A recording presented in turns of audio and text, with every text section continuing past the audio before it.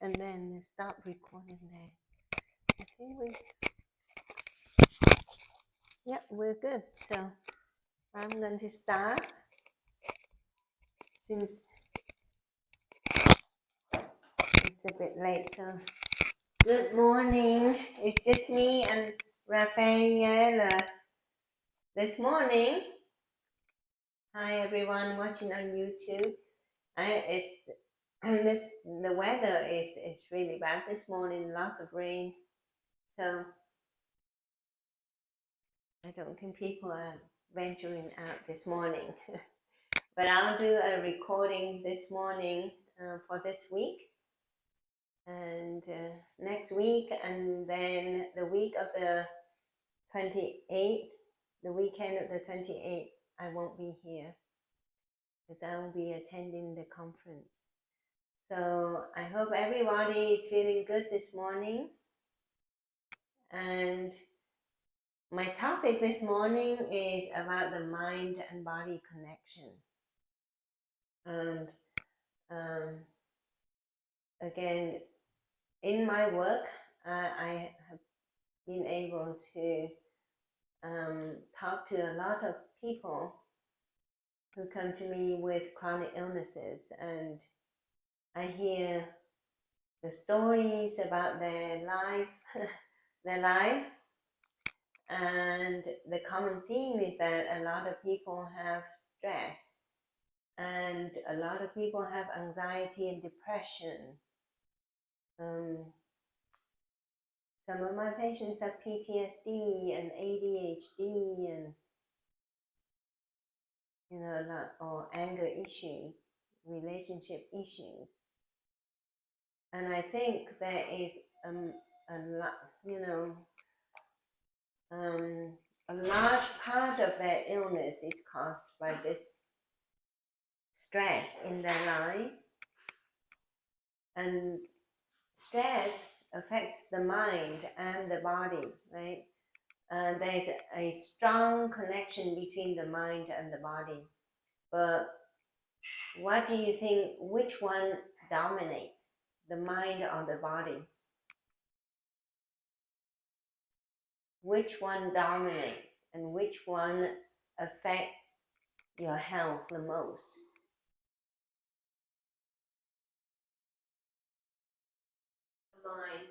The mind, yes, the mind. So I mean, the body when it's sick, of course, it affects the mind, but the mind can make the body heal if the mind knows what to do, right? If the mind knows what to do. I have. Hello. Yeah.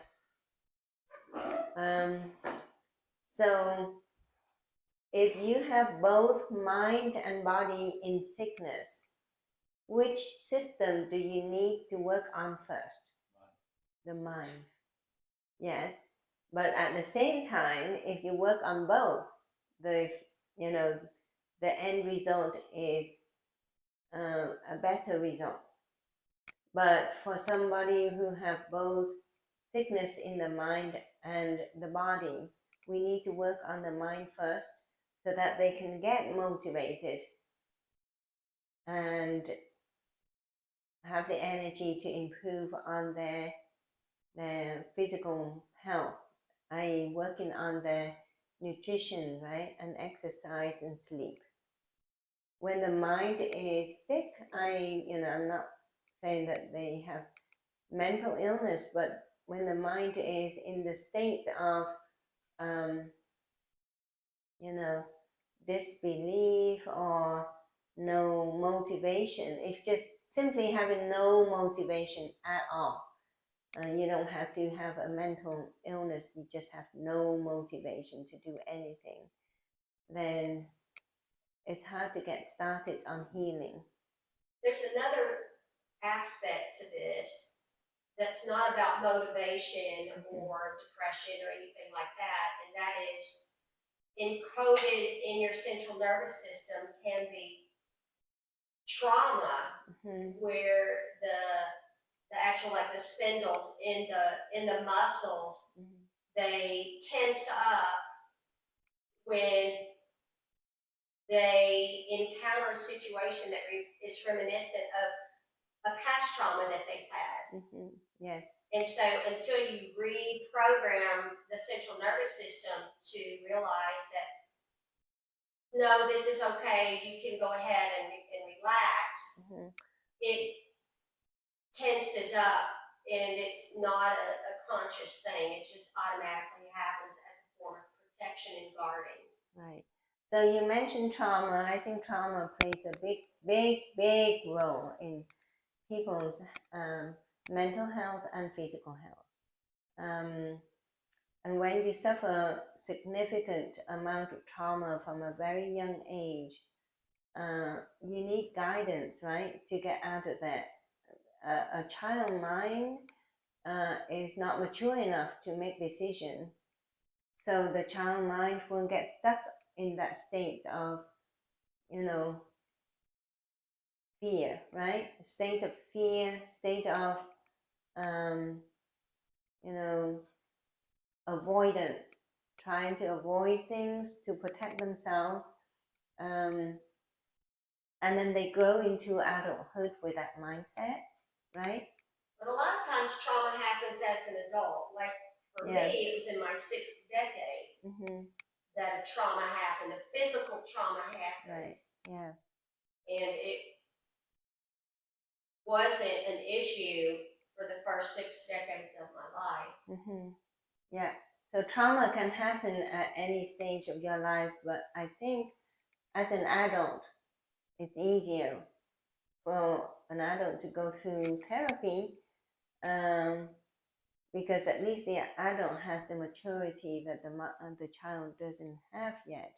So helping an adult through trauma may be easier. I'm not saying it's easy, but it's easier to work with adults who have to go through trauma than to work with children who have to go through trauma.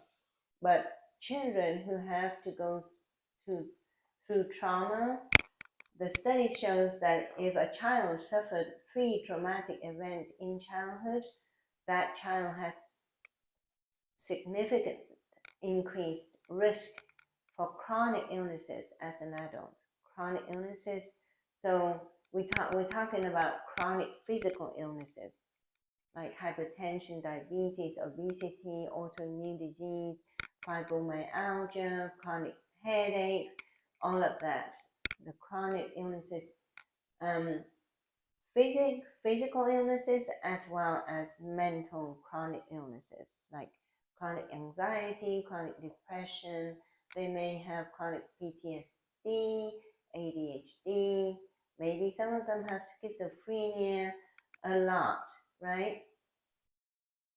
So how do you start a person on their healing journey starting in the mind when a person has so much going on in the mind, with anxiety, with anger, with guilt, with all of the negativity that the mind is going through and has been going through for years? Where do you start?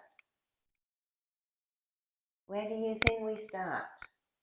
Well, I know that you hesitate to bring spirituality into the meditation, but that's where I think it starts. I think it starts with spirituality.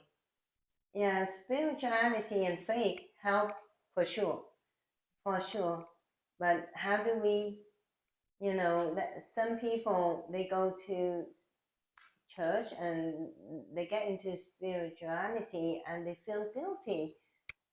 They feel guilty when it's not really their fault that traumatic experience happened to them. They feel guilty. How do you help them go through that guilt? I've never encountered anyone that has been through trauma that felt guilty about it. Usually the trauma is experienced from an outside force that was out of their control. They were either a victim of abuse, a crime, an accident, whatever. I've never encountered anyone that had a trauma that, in my life experience, that they felt guilty about. Yeah. Can you give an example? I mean, there's, like, I think that children go through and think that it must be something wrong with them. It must be something they did that caused things to happen to them. Some people do, some children do. And I think that's the first thing we need to explore, to see if they have guilt or not, to help them realize that it's not their fault, right? That makes sense. Yeah, just like take my religion, for example, okay? Take my religion, and we do believe in karma. So what does that mean? We believe in karma. So whatever you do good, you get good deed, and good things happen into your life. And if you don't do good deed, bad things happen into your life. So then if you have that mindset and something bad happened to your life, you blame yourself. What did I do? Yes, you blame yourself. What did I do? What did I do in my past life? It must be my fault because, it's karma. It must be my fault. But, even in my religion, I believe in karma, but then I don't believe that everything happens because you are bad. I don't believe that bad things happen to you because you're bad. Right?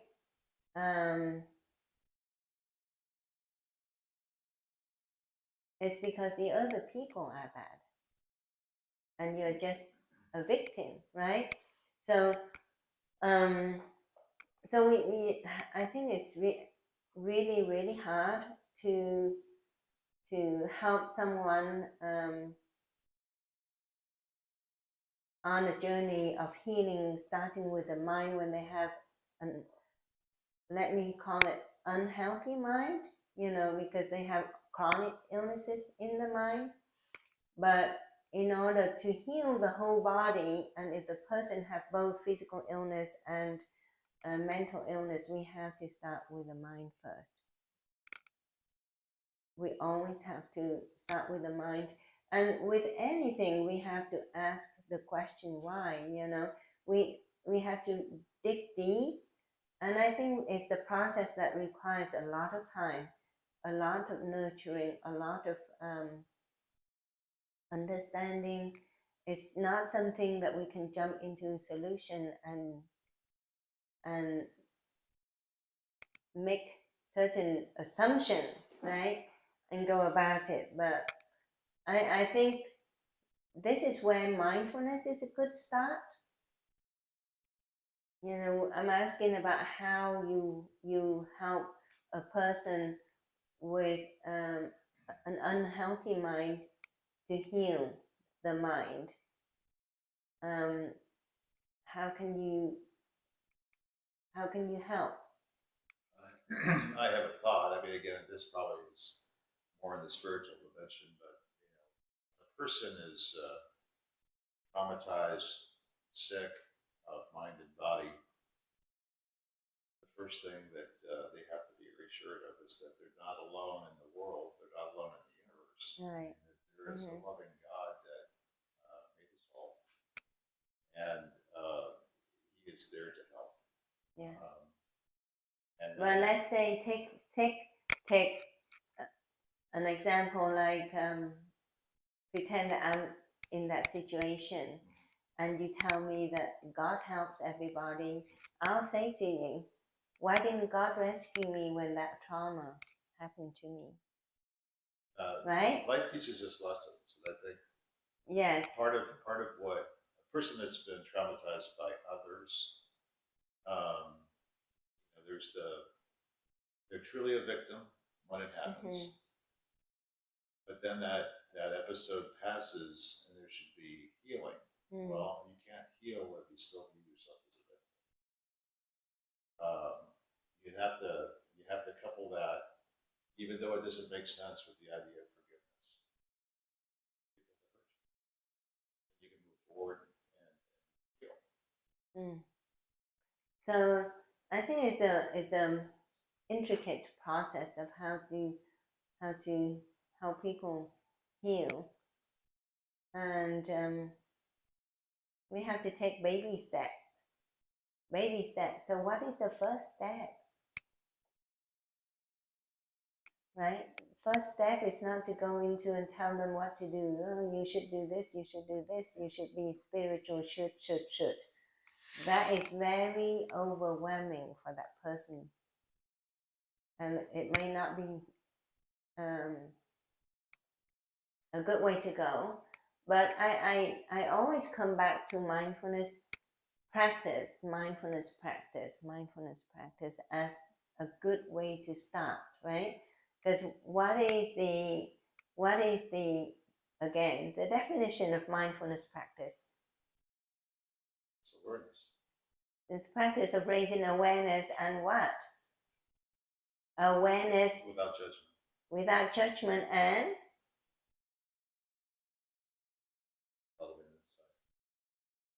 yes, but the key thing here is living in the present moment. So right? some of the aspects of it is building a more optimal physical foundation, as in make sure they're getting enough sunshine, fresh air, sleep, grounding, nutrition, address any deficiencies in omega-3 fatty acids or B vitamins or whatever they may be lacking in, butyrate, what have you. Yeah. But you have to look at the whole picture. You can't just zero in on one thing exclusively because there's not one answer. No. You can't fix things in a microscope. You have to look at the whole forest. Yeah, you have to look at the whole thing. So of course they go to, providers, health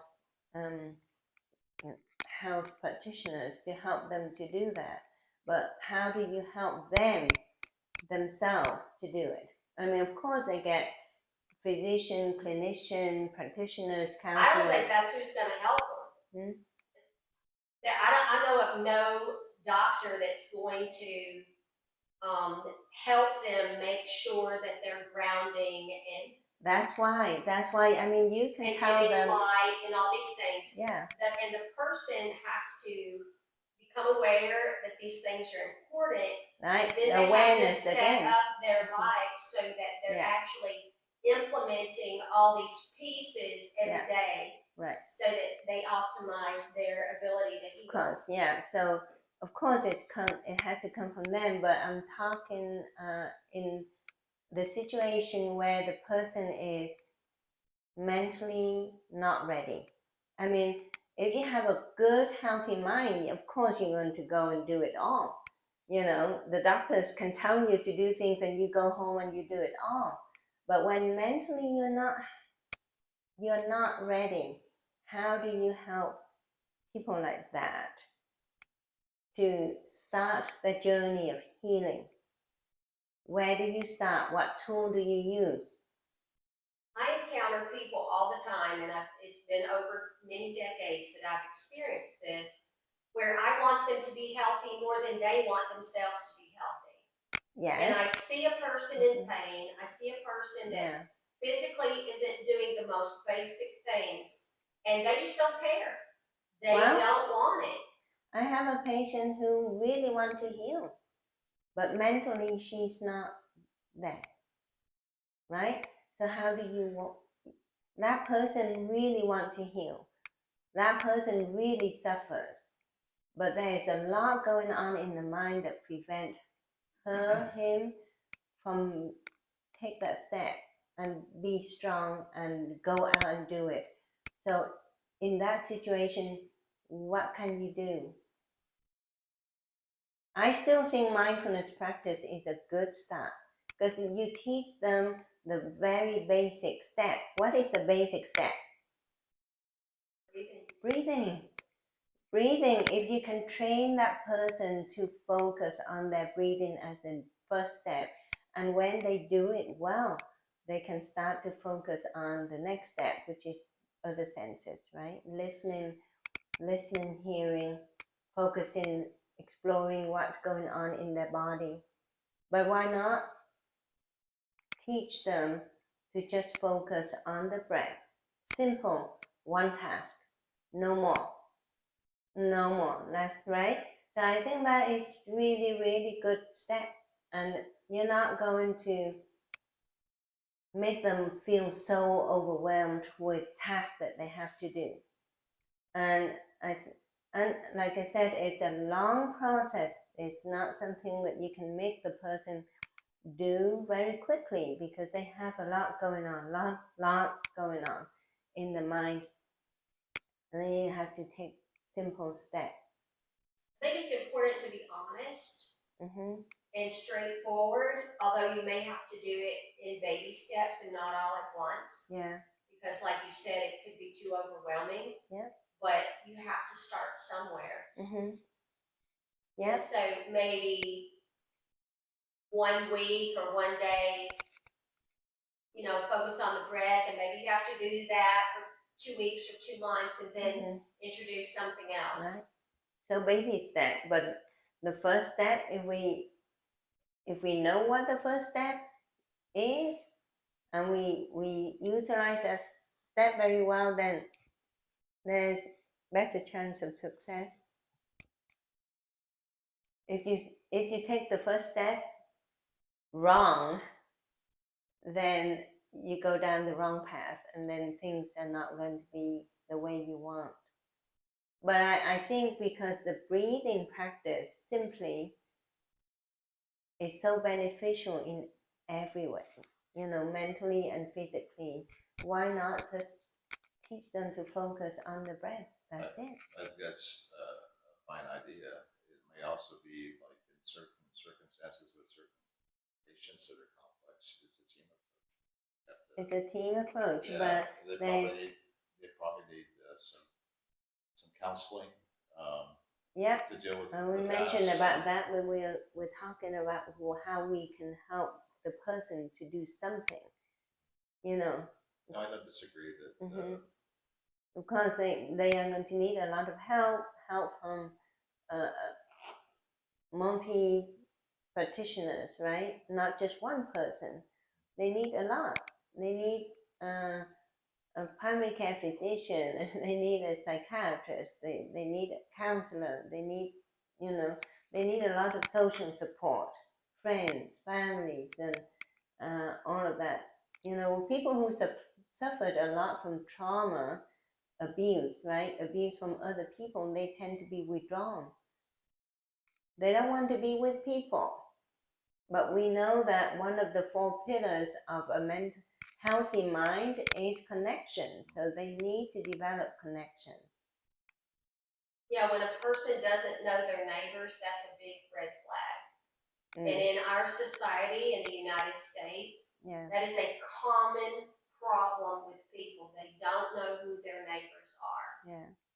And I make it a point to know my neighbors, and always have, because everyone will have a time in their life where they need to call on someone that's close to them. Right. Physically close to them, as in a neighbor, someone down the street, whether you're going out of town and you need your dog fed for the week, or you have a tree that falls and you need help clearing the lumber out of your yard, or whatever the case may be.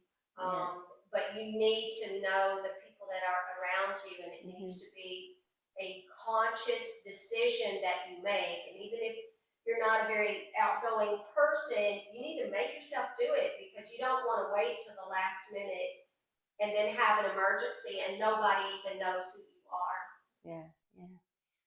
Yeah, that's I don't know whether it's in this country compared to how I grew up. I grew up in an environment where we knew everybody in that village. When I was a child, it was the same. We would just run over to their house anytime. No permission. You don't have to knock on the door and say, "Can I come in and play with you?" You just turn up and play. That's how I grew up. But culturally, I find that in this country, everything is So even the neighbors, you have to go over there and knock on their door, and you have to have permission or an excuse to knock on their doors, for example. So I think culturally it's different. If you go to Vietnam, even in this days and age, you can just go to the neighbor anytime. You go and you just bring food, bring drinks, and just, have karaoke with, and it's okay, it's very welcoming. Whereas in this country, we don't have that. The last 40 years, it's really changed. Yeah, we don't have that, and it becomes a new culture in this. Not for the better. This country, not for the better. But I think even that though, we don't have close connection to the neighbors. We do have other connections. We have close connection with our Yeah, we have connections to our colleagues at work, for example, or friends at the temple. We find ways to have connection, because connection is still very important for the healthy mind. Yeah. Okay, so that and I mean that's why I make a point of going to places, going to temples and doing things that allows me to be with people. Yeah. But yeah. Okay. Well, with that, why don't we go into a basic practice today? Just focusing on our breathing. That's all we need to do. Focus on our breathing today, and then see how you can develop that feeling, that connection to your practice. How you feel when you breathe. Do you have full awareness of how you breathe? Do you enjoy the act of breathing? Right? Okay, so I invite you to take a few deep breaths in and out, adjust your position, find a comfortable position. You can sit up, lay down, stand up, walk, whatever position you find comfortable for you. And let's take a deep breath in and out. You can close your eyes if that's what you preferred and safe for you. Some of my patients, when they do meditation, they prefer to open their eyes. And that's perfectly fine. As you take deep breaths in, bring your awareness to your breaths. See whether you know how you breathe. Because normally breathing is automatic and we don't pay attention to it. Normally we walk around breathing shallowly. And in this practice, I invite you to take deep breaths in and out. Breathe in the way that you fully expand your lungs as you breathe in.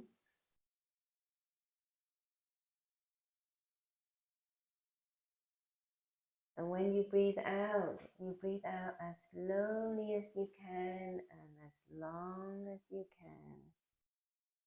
Try to empty out all of the air from the lungs.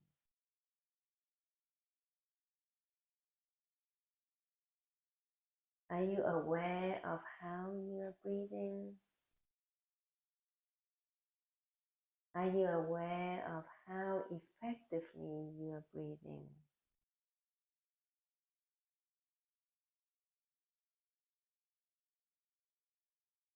Breathing in, you know you're breathing in slowly and deeply. You have full attention to your breath.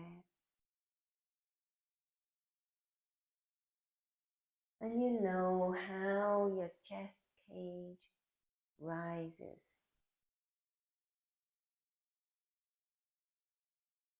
You even feel the movements of all the chest muscles.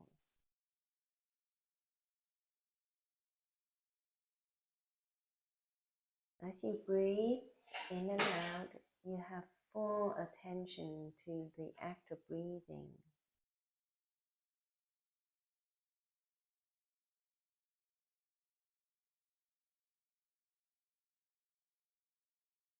When you breathe out, make sure it is longer than breathing in.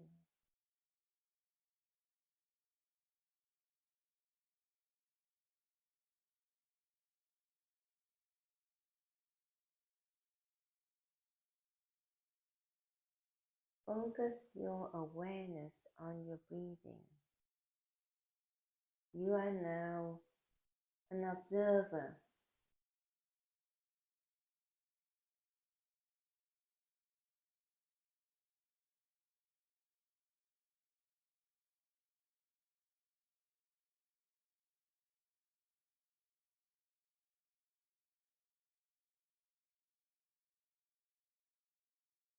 Breathing in, you know you're breathing in.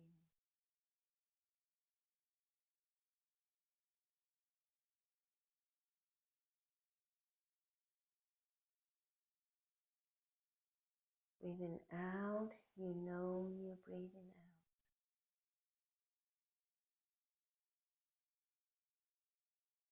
out. In this present moment, all you need to know is how you breathe. And if your monkey mind takes you back to the past, and you know that you are thinking about the past, with your awareness, bring it back to your breaths. Focus on your breaths. So in this present moment, all you need to know is how you breathe in and how you breathe out.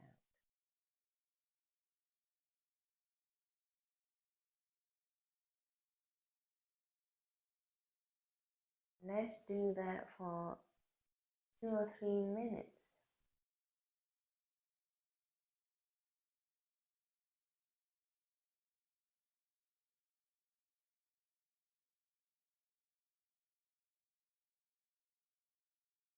See your chest rises and falls.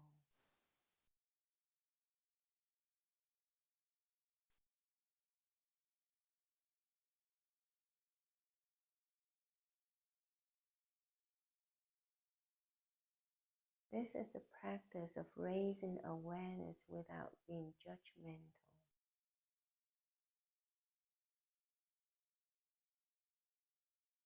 So if you're not breathing deeply and slowly yet, don't be frustrated with yourself and don't criticize yourself. Just be gentle and be loving and start again.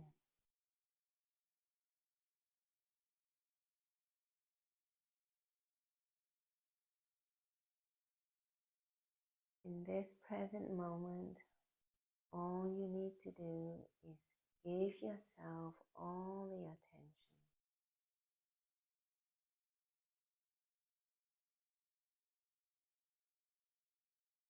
It's the practice of giving yourself some love. Give yourself all the attention and focus that attention on your breathing.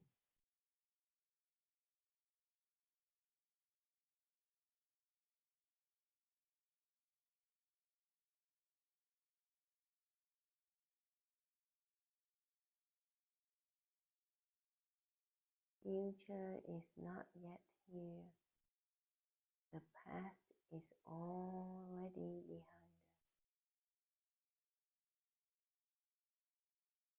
Let's just live in the present moment.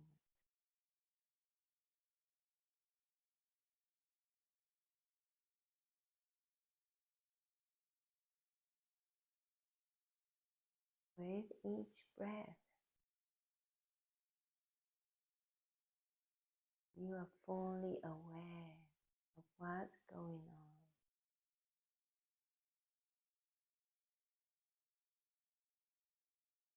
With your breathing,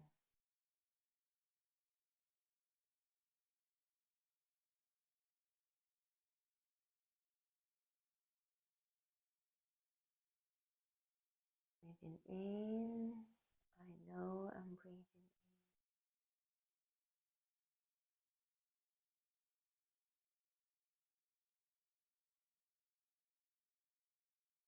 in. Breathing out, I know I'm breathing out.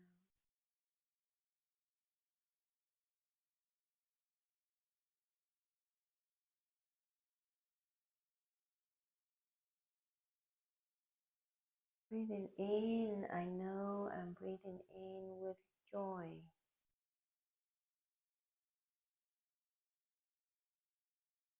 I enjoy breathing in.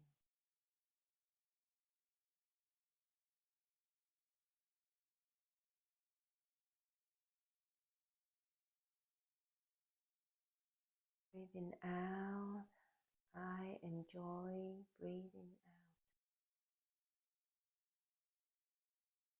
And I know breathing out is good for me. As I exhale all the carbon dioxide out from my body.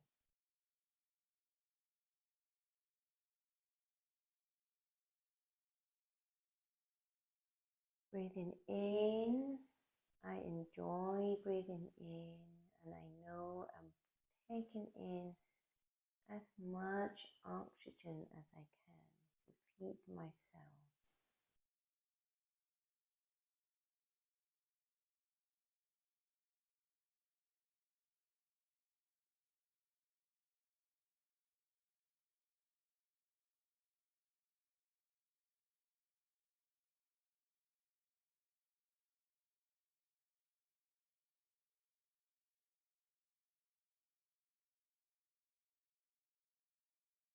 In this present moment, I am letting go of the past.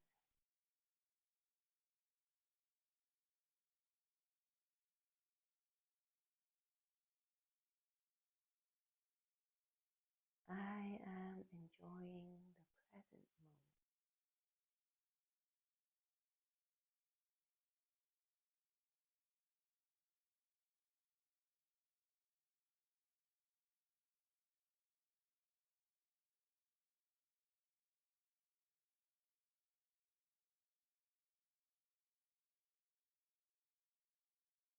My breaths are my friend in this present moment.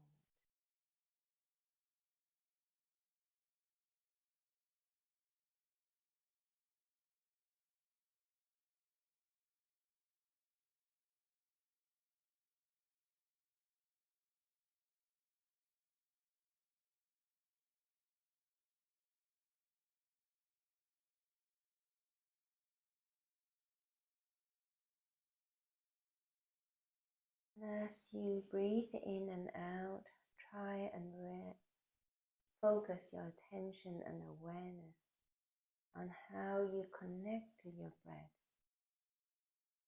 How do you feel as you breathe in and out?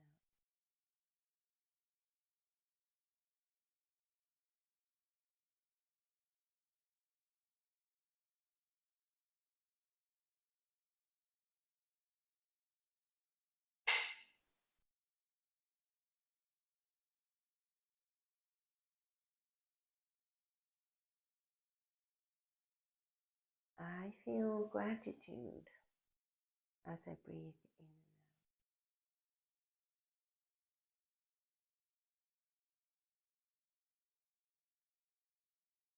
Feel grateful for this moment in time of life.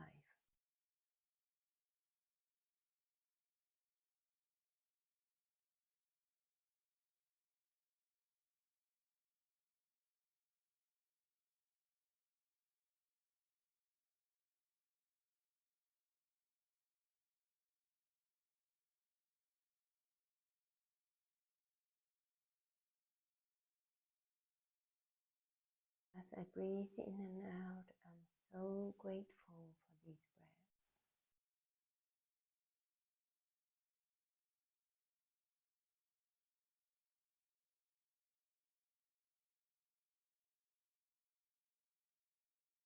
I feel like I could just sit here and be with my breath forever and ever.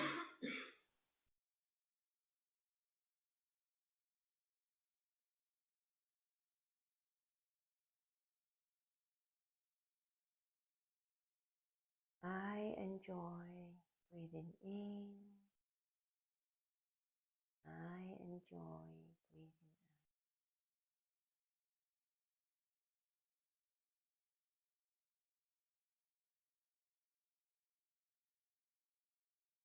And in this present moment, I don't want to know about anything else but my breathing.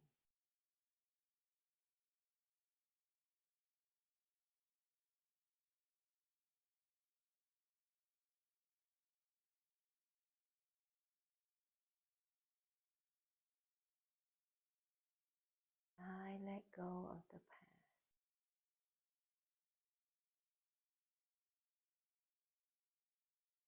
I let go of the worries about the future.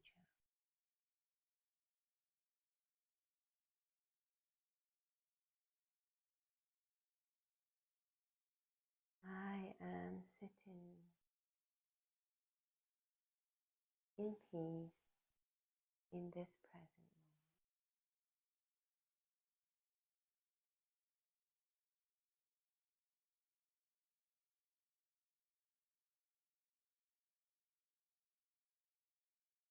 moment. Breathing in, I feel peace.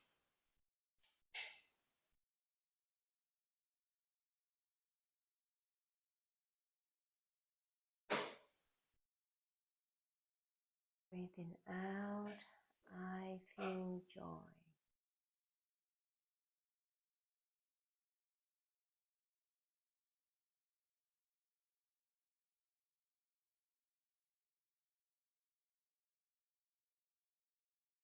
Breathing in, I feel love.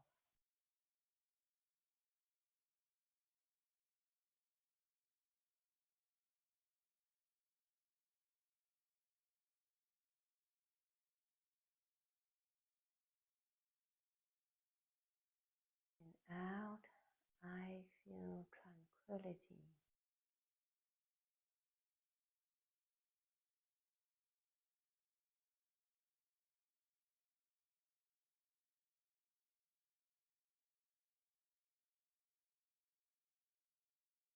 Breathing in, I feel this deep connection between me and my breath.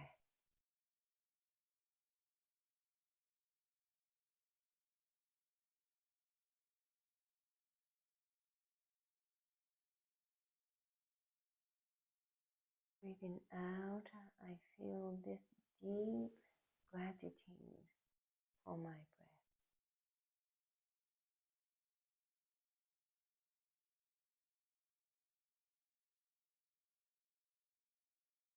These breaths give me life.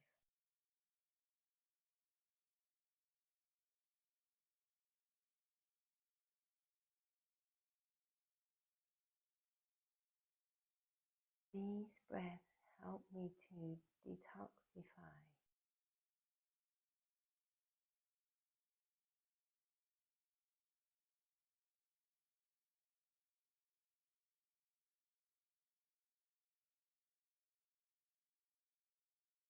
These breaths keep me calm.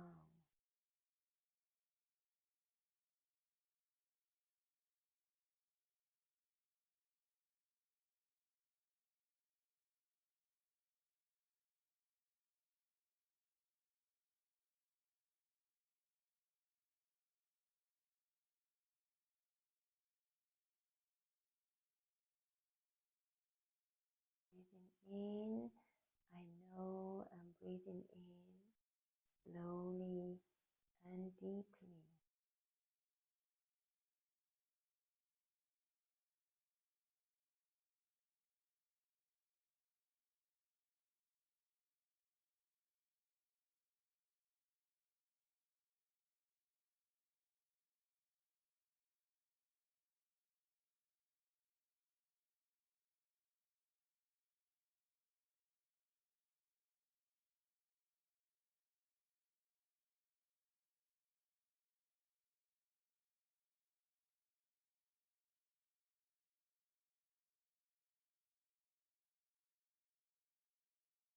As I'm observing my breath,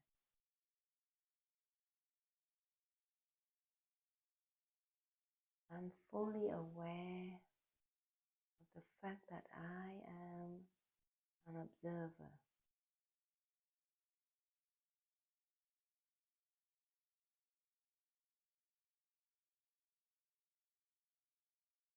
I am not my body.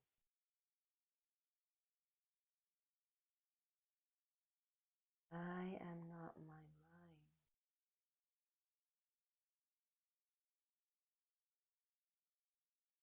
I am the one that observes my body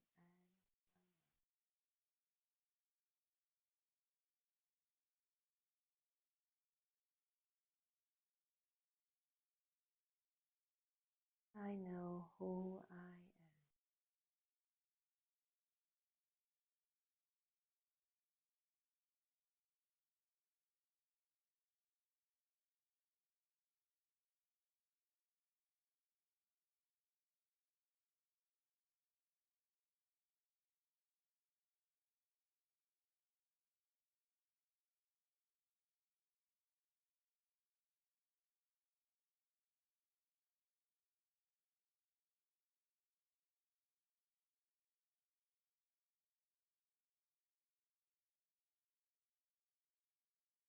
As I follow and observe my breath, I know I have full awareness and attention to make my breath the way they are beneficial for me.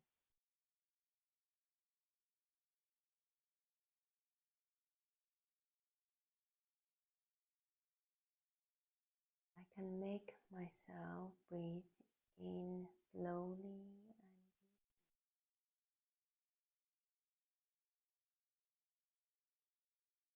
And I can make myself breathe out longer than breathing in.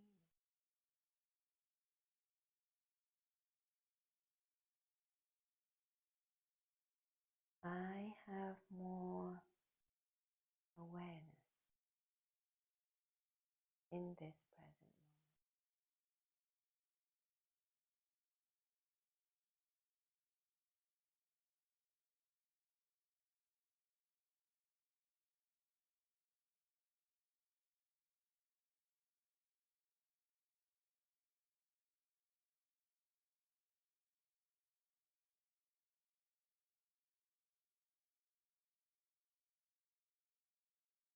I am even aware of how long I can hold between my out-breath and in-breath.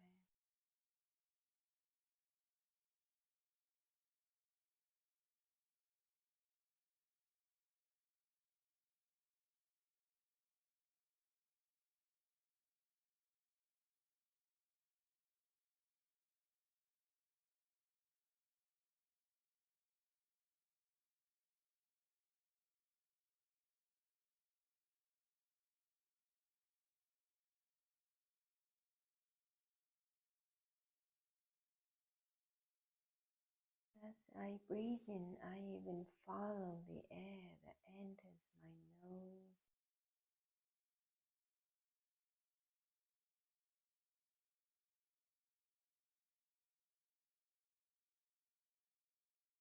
I imagine myself flowing along with the air molecule.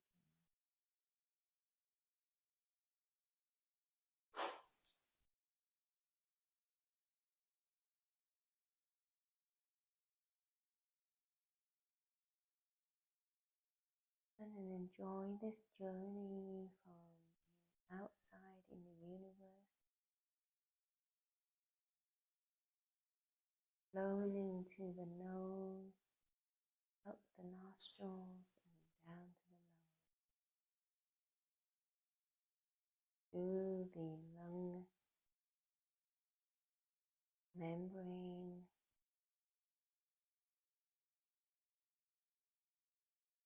into the tissues, into the blood vessels,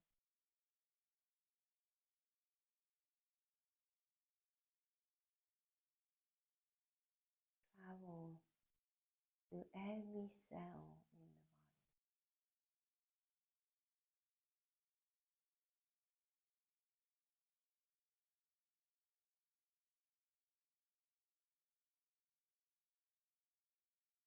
I can even imagine myself seeing the carbon dioxide being released by every single cell.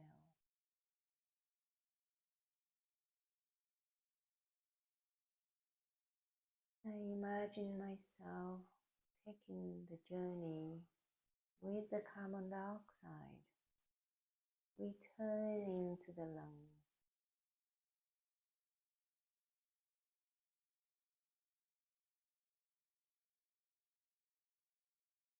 Entering the areoles,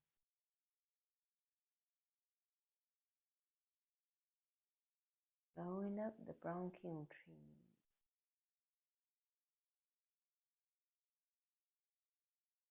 up the nostrils and out through the nose.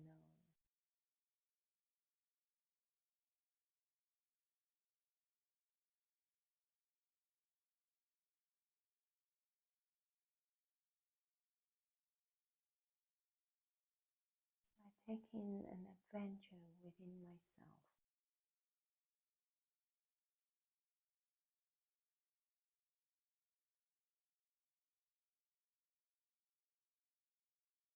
I am an explorer.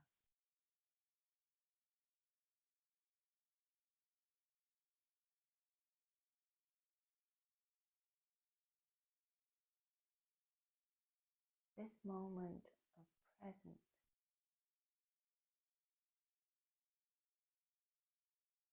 focusing on my body and my breath.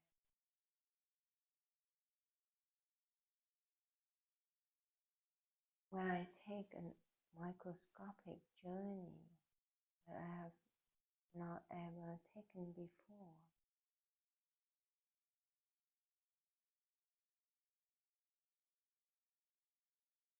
I give my body a total attention, love, and nurturing.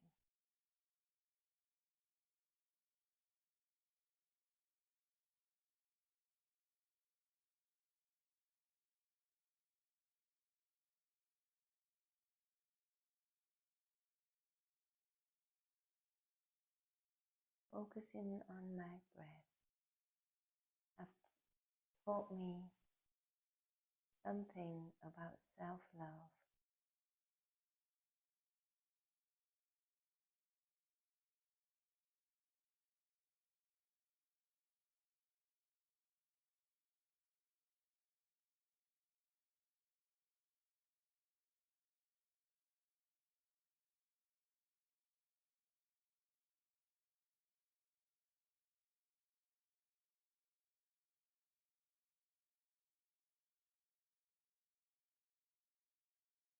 Breathing in, you know you're breathing in.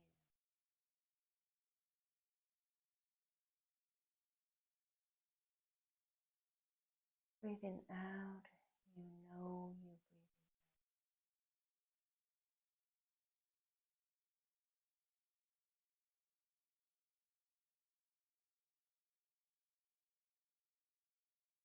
out. Breathing in, you know how you breathe in.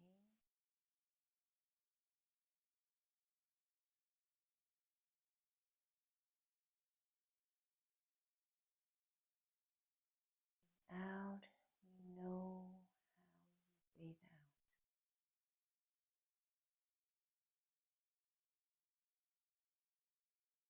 You have complete awareness of the act of breathing.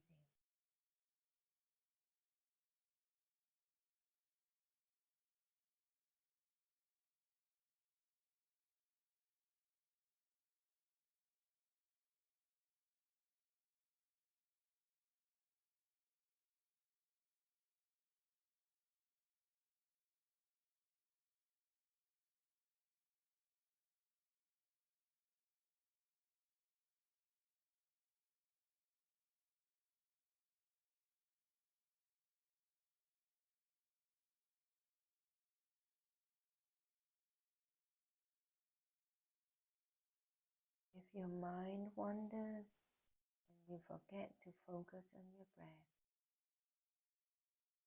the moment you realize that you have not been focusing on your breath, return to your breath, return to yourself.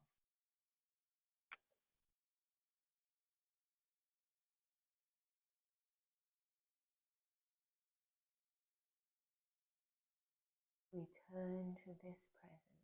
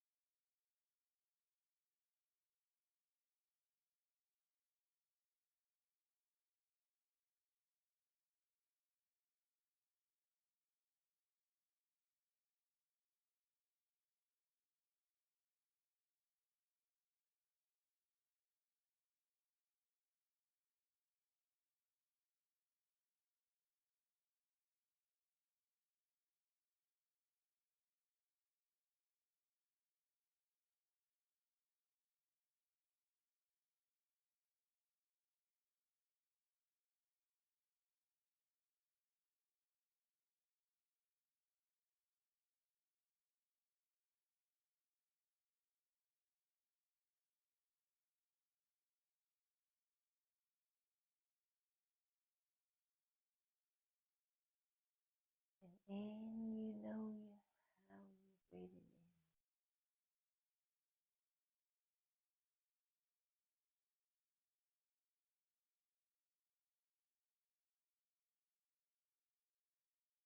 Out, you know how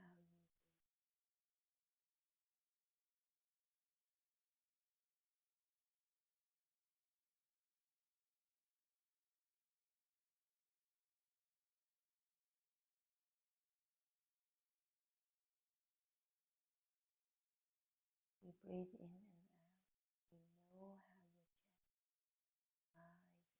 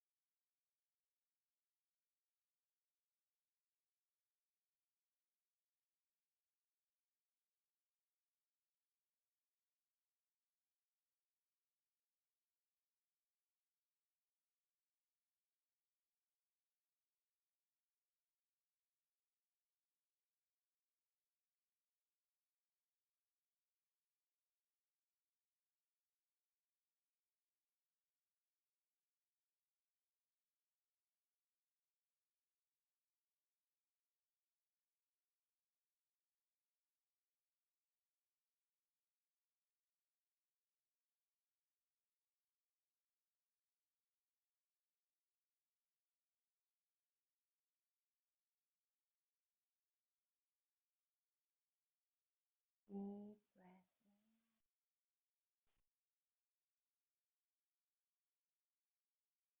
in. Slow breaths out.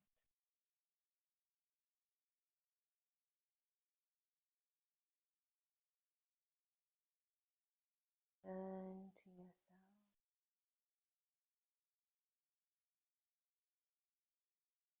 Return to this present.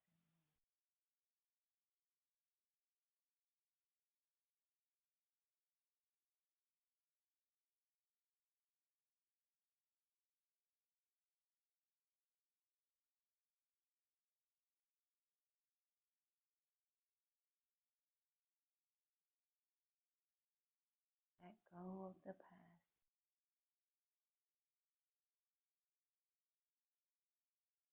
Go of any thoughts about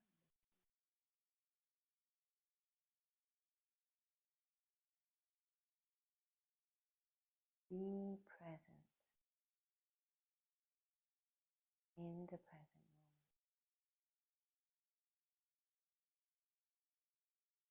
I invite you to open your eyes. Continue to breathe deep in and out. Start moving your fingers and toes, arms, legs.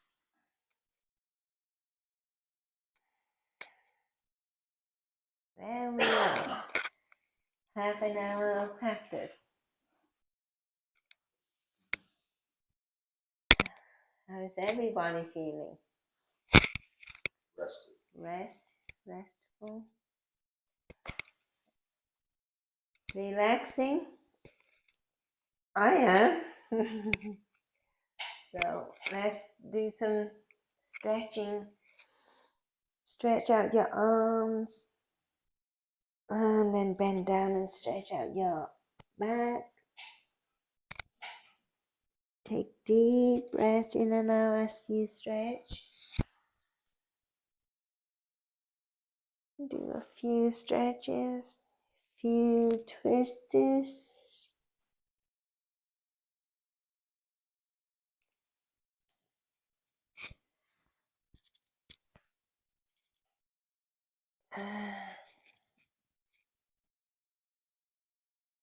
Twisting sideways.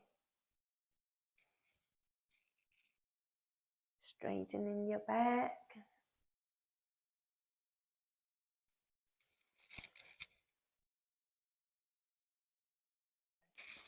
Stretch out your arms to one side. To the other side.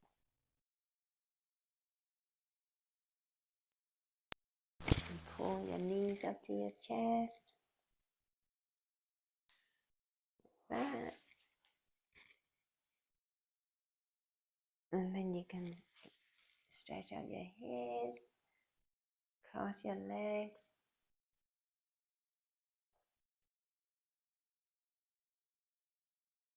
Push pressure on your knees and stretch out the upper legs like this. And stretch out this the other leg. And we can just stand up and do a few rounds of walking meditation. Again, as we walk, try and focus the awareness on the breathing.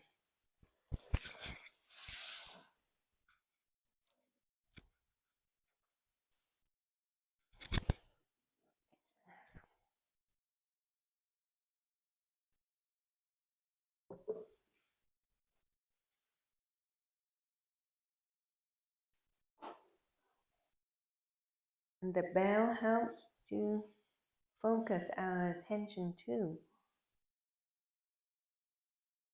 And just walk as you hear the bell, okay?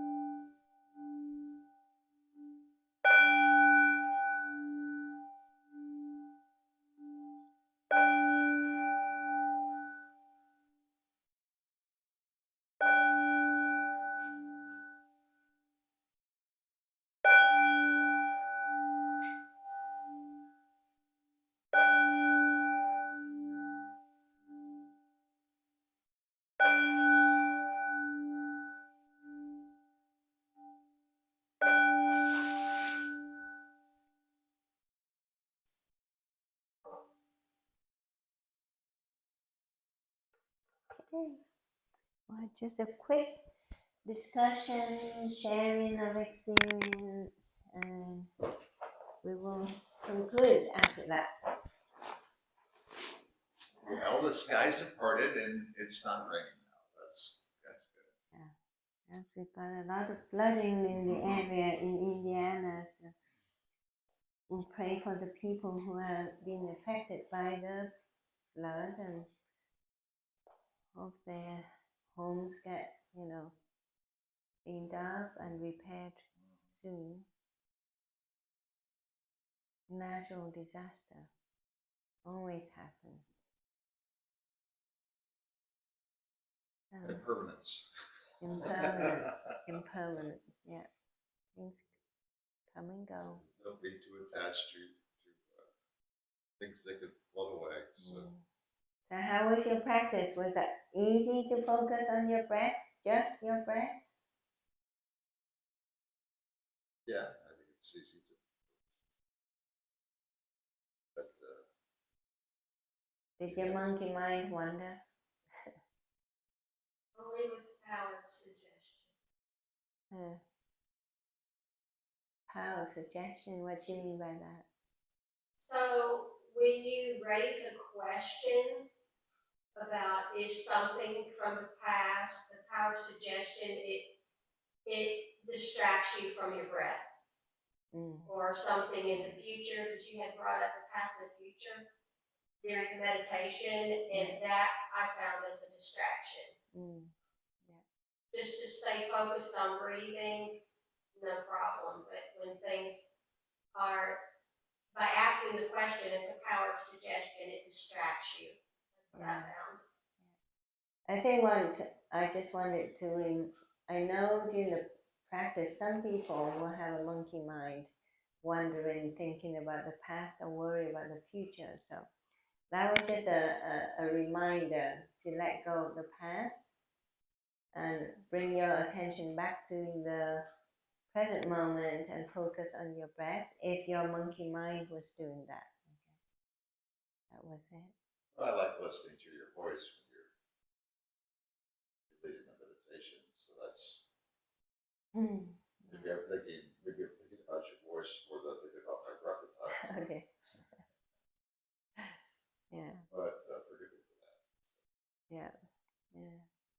I say eventually for me it's just living in the present moment with my breath, and you can imagine everything that is happening as you breathe in and out. Be focused on your breath. Yeah. Sometimes it's not that easy, especially for the new practitioners. If anyone watching on the YouTube who are new to this, it's not that easy. Easy to say, not easy to practice.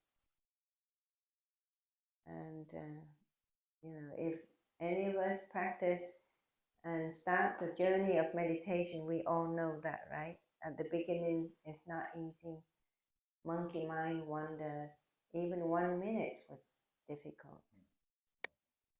It's easy for the experienced meditators to say, but if we think about the beginning, everybody begins at that stage. So we constantly have to remind ourselves to return to this present moment and return to this breath, and